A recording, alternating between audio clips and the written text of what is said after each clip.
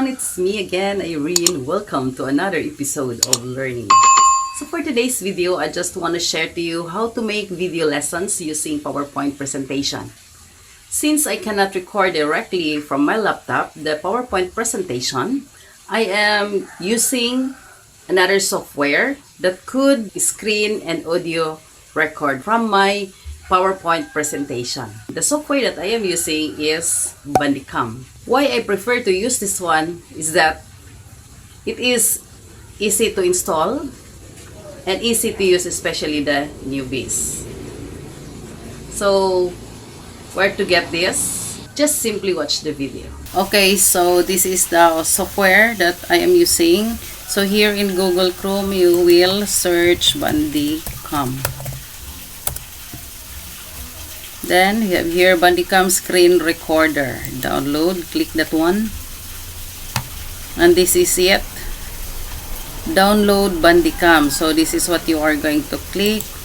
Download Bandicam, downloading, please wait. And you can see here that it is already downloading. We'll check this out. Then after downloading, do you want to allow this app to make changes to your device? You will just simply click that one. Then English for the country of origin. Okay. Then you just follow next. I agree. Then next. Then so this is now your newly downloaded Bandicam for your audio and screen recorder.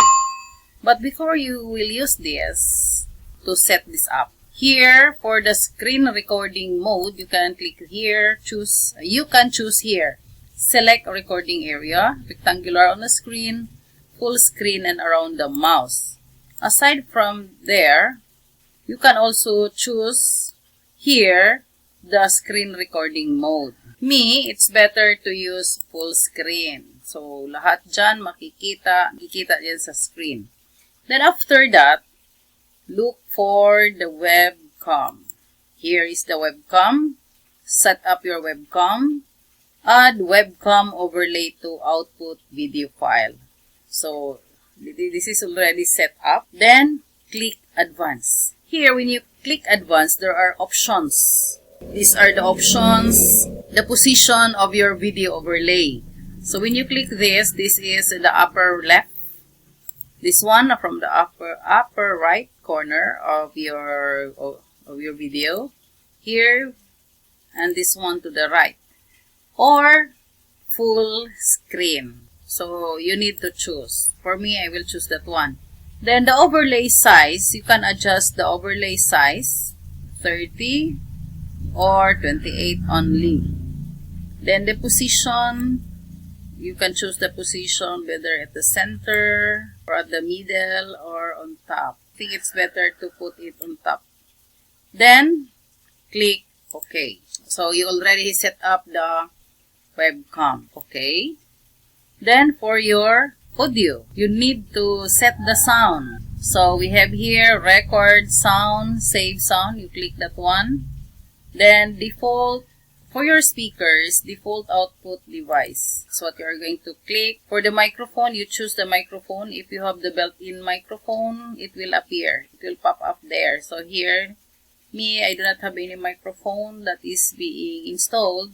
So I will just use this microphone on my laptop. Secondary sound device, same. The microphone in the laptop. That is already set up. Click OK. And now you are ready to use your screen, your audio and video recorder by clicking record or here start recording. And that's it. You may start recording your PowerPoint presentation video lesson. So after setting up your Bandicam, proceed to your PowerPoint presentation. But take note na dapat handa na everything that you wanted to say, to explain in the PowerPoint presentation is ready para kakaunti na lang ang mga editing, mga trimming na gagawin mo for your video lesson. So, let's get started. Here, click the slideshow. Anything na sasabihin mo dyan, anything na makikita dyan sa screen will be recorded. Take note, dapat na hindi ka masyadong magkakamali para hindi ka na mahihirapan sa pag-i-edit. Example, sasabihin mo, our lesson for today is about proper oral care techniques. But before that, what are the things that you will learn today from this lesson? You have here, you can identify the proper oral care technique, then how to prevent oral diseases, perform the proper way of toothbrushing. So, anything that you will say will already be recorded. And your facial expression also, and anything that yung mga ginagawa mo dyan while facing your laptop will also be recorded. So, careful na tayo dahil tayo ay nagsisimula na. Okay, so halimbawa, sasabihin mo, before we will start, I will show you a video. So, yung mga naka-insert na video sa yung PowerPoint presentation ay lalabas din dyan, will also be recorded. Okay, so like that one. Okay, so kung ano yung mga explanation mo about that picture. For example, you will say, what can you say about the picture? So, makikita dyan ng mga bata. Then, what is an oral care? Let us try to check kung na-record ba talaga ang ating video lesson. To check your video lessons, whether it is successfully recorded, go back to your installed bandicam. Dito na siya. Makikita mo ang mukha mo dyan na nagsasalita.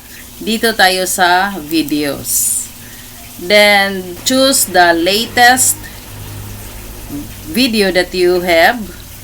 Click mo ito. Okay, so our lesson, for example, sasabihin mo, our lesson for today is about proper oral care techniques. But before that, what are the things that you will learn today from this lesson? You have here, you can identify the proper oral care technique. So, ganyan lang po kadali, mga kaguro. I am using the third-party app, which is the bandicam, because I cannot record directly from my laptop. The third-party app that I presented is just easy to use, especially the newbies.